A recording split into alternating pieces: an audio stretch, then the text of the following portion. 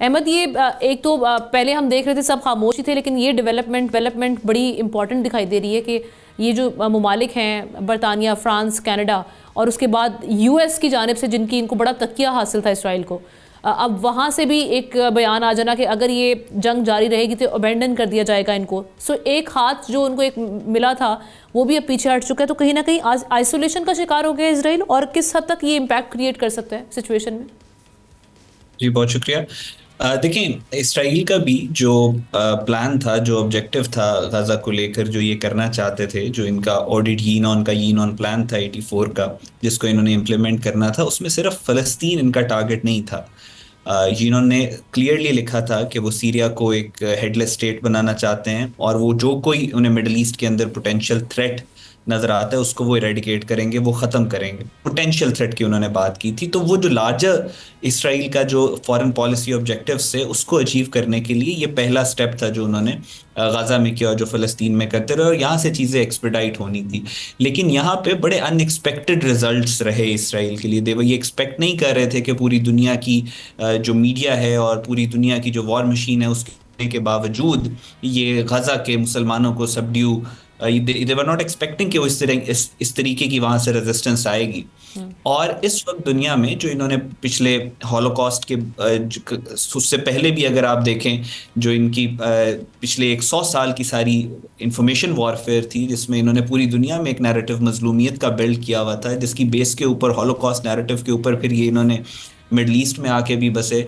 फ़लस्तीनियों के साथ सुल्तान अब्दुल हामिद वाला जो सारा वाकया था थियोडोर हर्जल का, वो सारी की सारी जो इनकी 100 साल की तकरीबन मेहनत थी, वो गाजा में पिछले 2 सालों में गाजा के मुसलमानों ने और पूरी दुनिया के अंदर जिस तरीके से उसको एक्सपोज किया, the brutality, the genocidal nature of Israelis, तो उसके बाद वो भी इनको एक बहुत बड़ा सेटबैक है।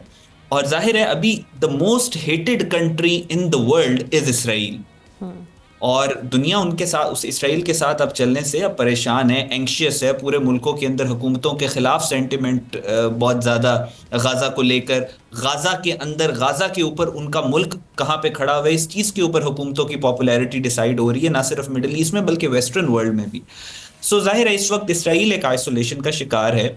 लेकिन जो क्राइसिस एट हैंड है वो ये है कि जो उस छोटे से इलाके में, जहाँ पे अगर आप क्वांटिटी के हिसाब से देखें, जितना असलहा इस्तेमाल, जिस तरह के बॉम्ब्स वहां पे ब्लास्ट हुए हैं, तो ऐसे ही है कि तकरीबन 4 न्यूक्लियर बॉम्ब्स के बराबर उस छोटे से शहर, जो छोटे से इलाके के गाजा के अंदर वो हुए हैं। वहां पे इमदाद की इस वक्त जरूरत है, ह्यूमैनिटेरियन एड की जरूरत है। पूरी दुनिया इस बात को, कि यूएन का, यूनाइटेड नेशन के सेक्रेटरी जनरल इस बात को कह चुके हैं, दुनिया की सारी powers, Russia, China, even America, हर मुल्क ये कह रहा है कि यहाँ पे एड पहुंचनी चाहिए। और इसमें पाकिस्तान एक बहुत इंपॉर्टेंट रोल प्ले कर सकता है, क्योंकि एड का जो सबसे खास रास्ता होके गुजरता है वो इजिप्ट से होके गुजरता है, और पाकिस्तान इजिप्ट के ऊपर बहुत ज्यादा लिवरेज है, और हम यहाँ पे एक प्रॉपर सप्लाई लाइन गाजा के मुसलमानों के लिए खोल सकते और हैं। अभी इजिप्ट ट्रंप की धमकी है, उसके बाद ये इजराइल रुकेगा?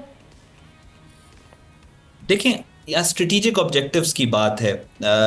इस वक्त काफ़ी चीज़ें फ्लूइड हैं। ट्रंप ने आने के बाद ये कहा था कि ट्रंप के जब इलेक्शन की कैंपेन चल रही थी, तो उसमें उन्होंने, डोनाल्ड ट्रंप ने कहा था कि वो आने के बाद यूक्रेन रशिया की जंग जो है वो रुकवाएंगे। और फिर उन्होंने उस वक्त भी यहाँ पे जो गाजा और फ़लस्तीन की जंग के बारे में भी कुछ स्टेटमेंट्स दी थी, कुछ क्लियर कट, हाँ जी, उम्मीद दिलवाई थी, कुछ क्लियर कट स्टेटमेंट्स नहीं थी। तो अभी जो ट्रंप की स्टेटमेंट है उसको I mean I will wait a bit, ताकि कुछ रियलिटी, उसकी कोई कॉन्क्रीट कोई चीजें ग्राउंड के ऊपर नजर आए, फिर it will be easier to comment on it. अभी पिछली बार की तरह बहुत जल्दी में मैं हेस्ट में कमेंट नहीं करूंगा, क्योंकि इंटरनेशनल रिलेशंस में, लेकिन सपोजिटली अगर ये वाकई ही सपोर्ट हट जाती है तो फिर इजराइल ऑपरेट नहीं कर पाएगा फ्रीली जिस तरह से वो कर रहा है। जी, अगर अमेरिका की 100% जो सपोर्ट है वो हट जाएगी इसराइल से, तो Israel practically, Israel can not exist. मैं आपको कॉन्फिडेंटली ये बात बता रहा हूँ।